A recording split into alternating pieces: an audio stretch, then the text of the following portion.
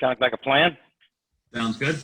Sounds Okay, and first order of business is reorganization of the board. So I think we would be looking for comments, ideas. What do you want to do? I'd like to file a motion for Scott Margolis to be chairman. Okay, I'll second that. I would accept. Did I hear accept? Yes, I guess that's exactly. Okay.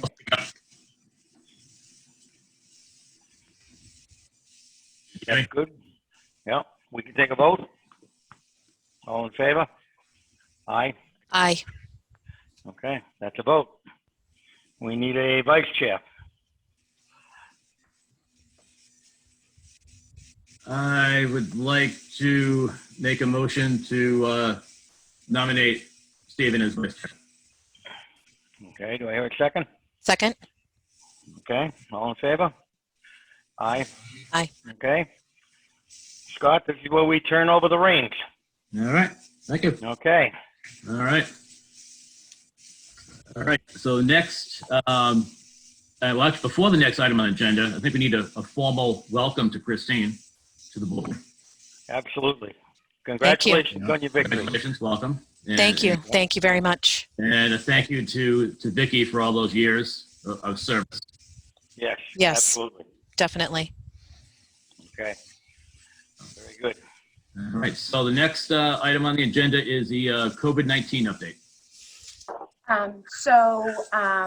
I just wanted to let everybody know that today we got our most recent from August 8th case. So the town is up to a total of 4 cases right now. And one of those cases being in one of the rehab facilities. They usually update me on their numbers on Wednesdays. So we're here today. So that is my most recent update that I can give you as far as what's going on in the rehabs. Obviously, you guys all know that town hall is still closed to the public, but we're taking appointment only.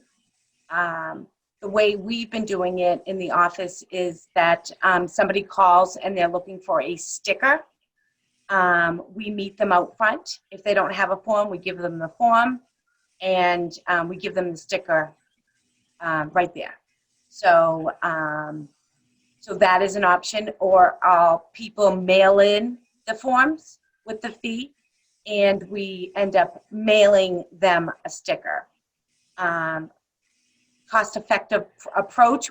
Obviously, we would like anybody that is looking to obtain a sticker to come directly to town hall, and we would provide the sticker for them. Stickers are $10 each.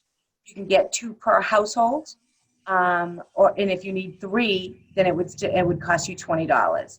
The folks that are not on the town trash program, they are $20. And I know that we had voted on all this before, but I just want to reiterate it, that's, if anybody's listening, that is how we're handling it. I know that the board is still tabling the voucher program. I think that that's something that we should entertain and talk about at our next meeting. I do want to reach out to the board regarding high top tables being pushed up against bar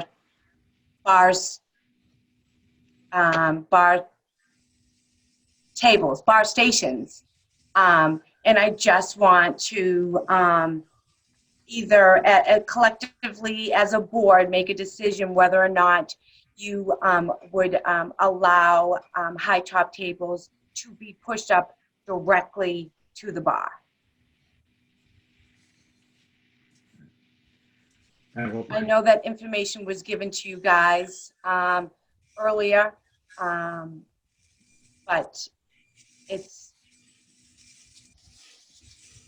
Yeah, all right. So, any questions or discussions on this? I know we have discussed it in the past. Myself and Delshon have gone out to a few of the establishments in town and helped them make corrections, moving some of these tables away from the bars and into a layout that worked for them and worked for us and the public, as far as safety goes. One of the things we did stress to all the establishments was, we're there to help make the whole new situation, the new normal, work for them as best as possible to help them succeed in the new normal. So far, I think it's been working out well. There may be a couple that are getting a little lax with it, which we'll need to address. But with all the rulings that are coming down and the rules coming down from the state, they're flat out saying, you can't have the high tops next to the bars. Mm-hmm. Because of you're a little bit too close. You're allowed to not wear a mask when you're at your table, but the whole purpose is being served from behind a bar, whether it's food or whether it's a beverage. The whole social distancing kind of goes out the window with that. So the safest thing is to reconfigure and avoid having, the tables against the bars. Any other thoughts on that? Well, if I may, I know that's one of the guidelines, and I'm understanding that town council has said that it may be a little bit vague. I don't believe it to be vague myself, but while this phase is being enabled through the state, I would make a motion that we clarify the situation by saying the local board of health will not allow high tops to be pushed against the bar. Regular low tables could work because you can't serve those from behind the bar, and I think that was the purpose of that whole thing. So my motion would be to not allow high tops to be pushed against the bar until we get into the next phase of recovery. Yeah. Any discussion on this? Yeah, I agree with Steve. I think that, if we are having the high tops up against the bars, it's just too easy to, for the bartenders to serve right there. And, we don't want to be putting anybody at risk. So I think it makes the most sense to have the lower tables there, and at least for now, until things change again, which we know it will. So, yeah, I agree. I agree with Steve.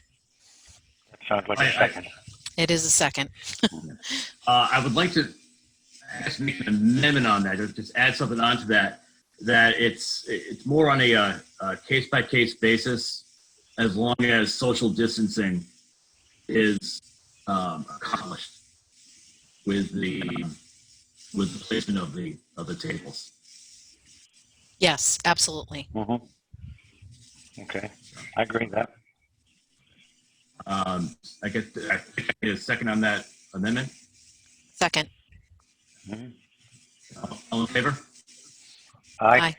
All right. So motion was passed to allow to not allow the high tops against the bars at all, but with social distancing being taken into consideration, lower tables maybe closer to the bar than what is set up now. Thank you, guys. Appreciate it. Also, I would like to just discuss the proposal from that Mogen has sent us, sent me. I gave it to you in your packets, and I just wanted to touch base on the services. So this will free a little bit of my time up, as Obviously, the office is absolutely crazy. And I know some other local communities that have had great success with this. I'm not sure if this needs to be voted on or if this is just a discussion. But I just wanted to get your approval. So I guess it should be a vote. Yeah, So they provided us, I gave you guys like a sample of their inspection. Yes. And it's not all the establishments in Rockland. It would only be 1, 2, 3, 4, 5, 6, 7, 8, 9, 10, 11, either 11 or 12. I just noticed that one of the establishment I provided, they're actually closed right now. So I think I would either keep it at 11 or reach out to another establishment that may need it. And this is really beneficial for the town and the employee themselves. And all the employees, they give an educational piece on COVID and whatnot. Sorry. So this is not a long-term contract. This is more like a service agreement. Mhm. So, okay. Yeah. That was the question I had, and my questions have been answered on that. yeah, the information in the email was very helpful. Thank you. Yeah, we could definitely use, some third-party assistance on a short-term basis for this. The educational aspect is huge. Yeah. A long way with the establishments. The cost factor really isn't, that bad. We can certainly absorb that. So, so I'm definitely for it. The list of establishments that you gave us makes sense. Yeah, I agree. Okay. So I guess I would make a motion Motion. to agree to the services of Mogen as outlined by the health agent. And basically, it's not a long-term contract. It's a service agreement to be utilized by the health agent. A second? all right, we have a second. All in favor? All right. So Elsa, you can start with that. Thank you. And so another update that I'd like to give you is that we're still on the hunt for a public health nurse. I've been working side by side with Stacey Callahan from HR director, and we just haven't had the best of luck. We pushed it out on MHOA, Mass Health Organization Association, and it's just, hard times right now for everybody. I had a brief conversation also with the town administrator, so everybody's trying, and I'm hoping sooner than later, because it's just one more less thing on my plate. We'll keep plugging forward, I guess, with that. Yeah. Not much you can really do right now. Anything else COVID wise? What's that? Anything else COVID wise?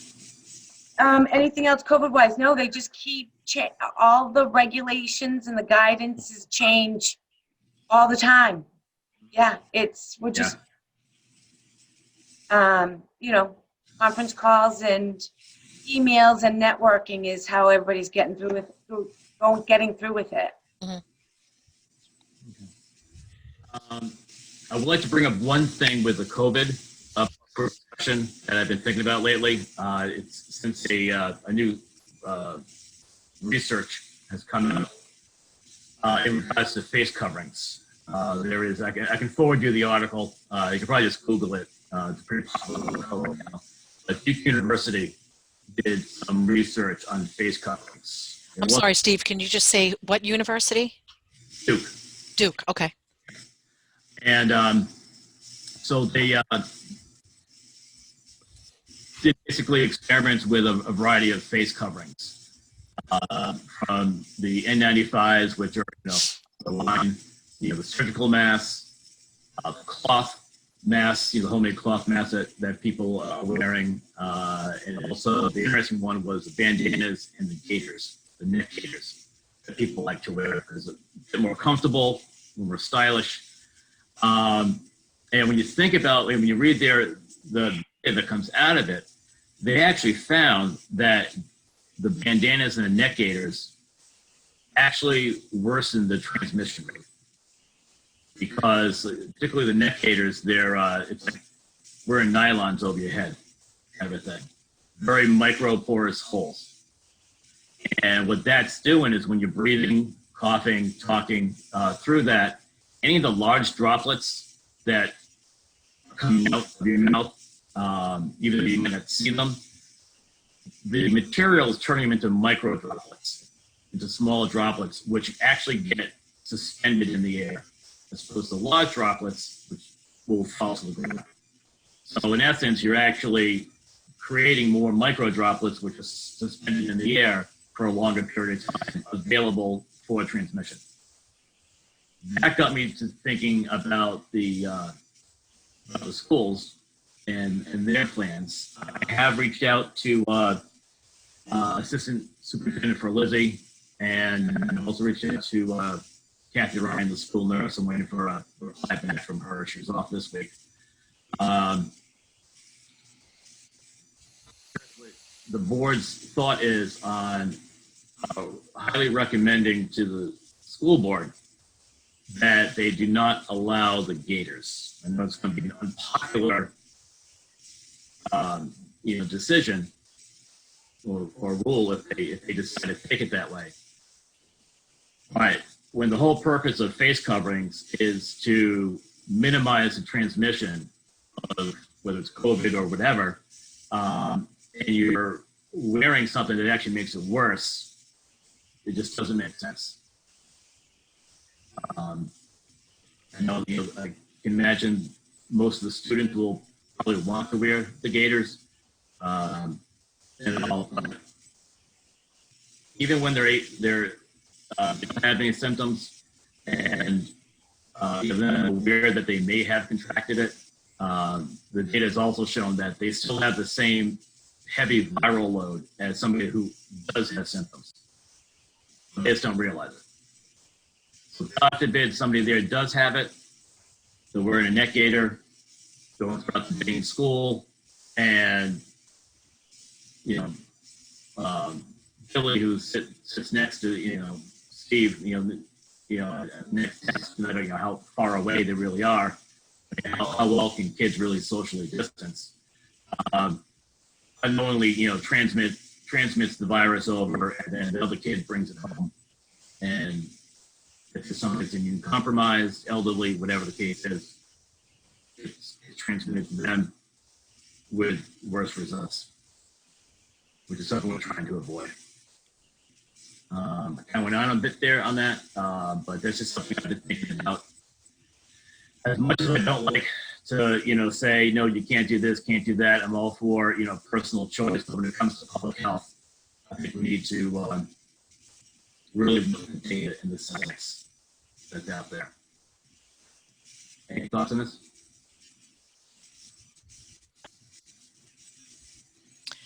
My thought is that, if the research is out there that the face coverings, the gaiters are increasing the risk, then I agree that we should, be aware of that, and we should be making that recommendation. Absolutely.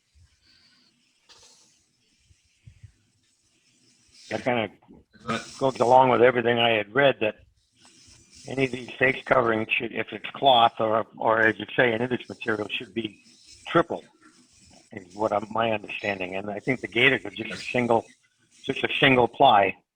And Mhm. same with the neckerchiefs. At most, they're double ply. So maybe at that point, the triple ply thing, that doesn't seem to have changed any. I believe that that's still the recommendation. As far as I know, yes. Maybe that's Their a generic way data, to. their data they put out, as far as the cloth masks go. And I know some are made with a little pocket. You can put like another additional filter in there, a little cloth, Yes. which is nice. Even though there's nothing as great at, or works as well as an N95, the cloth ones do a fairly good job at containing, particularly as you said, if they are, a three ply. Whereas the gaiters and the bandanas, not so much. Just don't really work.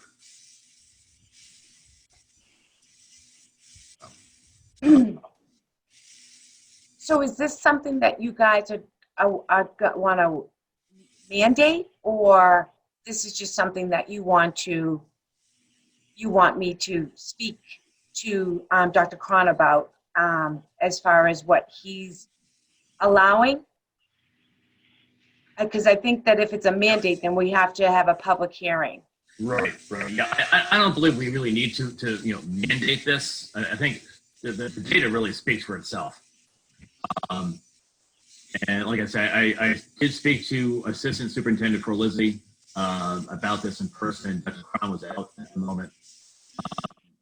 If you could reach out to Dr. Cron. Okay. So it is my understanding that he is the main contact, anything COVID related. Okay. So I'll reach out to him, and if he has questions, I can give him your contact. Yeah, I'll forward to the rest of the board the article with the data. Oh, all right. And do you have Dr. Cron's email address? I imagine I do. Okay. Okay. Anything else COVID related?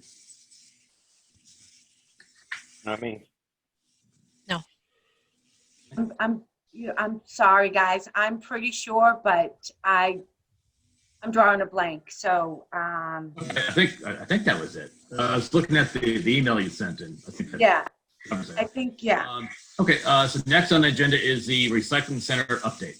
Yeah. And all right, so I'm just gonna pass the torch to Steve on this because he knows the lingo better than I do. The recycling center is open. It's been open since July 9th, 8:30 to 4, Monday, Thursday, Friday, Saturday, and Sunday, 8:30 to 11:30. Things are going great over there. The stickers, they're noticing more people using the stickers. We had to order 250 more stickers. So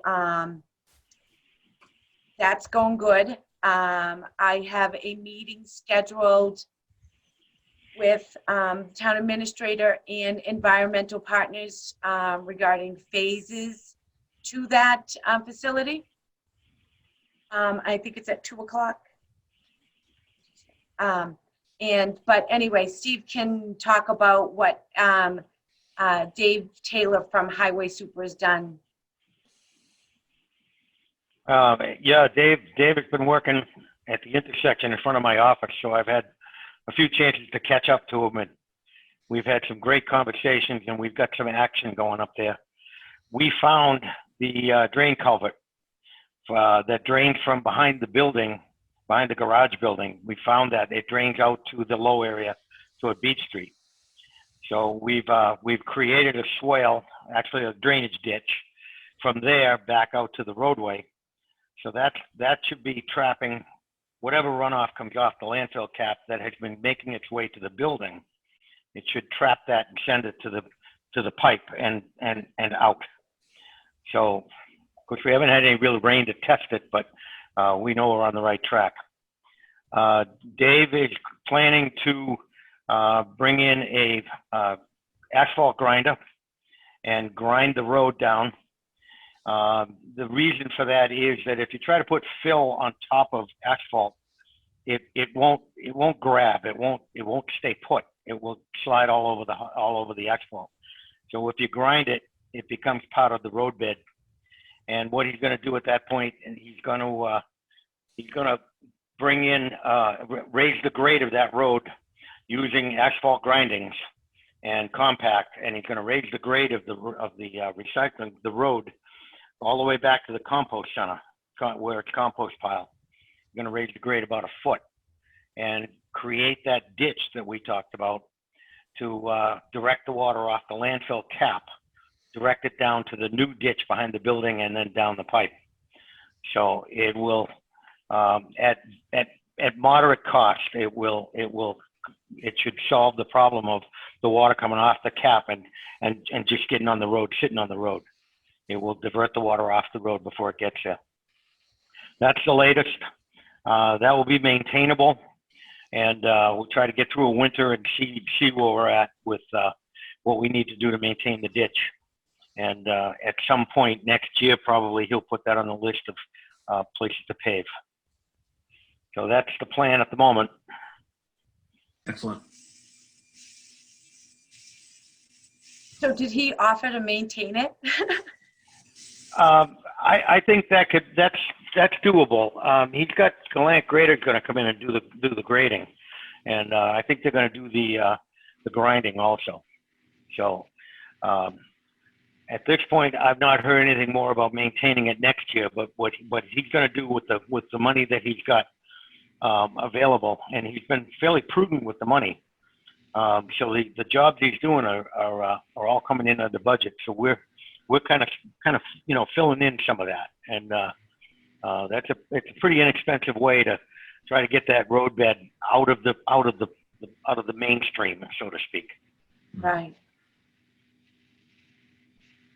Great. Gosh. That's awesome. Yeah. Dave, thank you. Appreciate it. Yes, Yeah. thanks, Dave. You know what? I've got a great working relationship with all of the departments, highway and the park department. They all put in a little bit of their time over there. Peter Park's going to change the light bulbs. He's going to use his box truck and be able to change the light fixtures. So yeah, everybody helps out. It's great. And it is one of the nice things about this town. We all do help out each other. If all departments have a decent working relationship, which is nice. All right. Is there anything else? Health agents report looks like is next. Oh, Yeah. I just kind of tangled everything in. That's split. Sorry. No, that's fine. Faster. My Mondays were just consumed with everything. The office is absolutely busy and exhausting, and that you can't even imagine. I'm sure you've been in. The phone just don't stop. Those of you that have come in, and at some point, I will need everyone to come in and sign all that stuff that's gone. Just has my signature on it. So I know for right now, that's the way they've done it. I'm going to reach out to the town accountant, Elizabeth, to see when she wants me to start getting real signatures. I know that I'm going to set up a meeting with Christine, and I'm just going to sit with her and get her familiarized with the vouchers and, what they mean and why we pay what we pay. Excellent. Okay. Yeah, I'm available to do that anytime, next week or the week after. Delhi, we'll talk separately, Okay. but yeah. All right. All right. Is there anything else anybody needs to bring up? Questions or anything? Or No, all set. okay. All right. In that case, I guess a motion to adjourn. Second. I'll make a motion, we adjourn. Yeah. Reverse, but all right. All right. All in favor? Aye. Aye. All right. Thank you all. Perfect.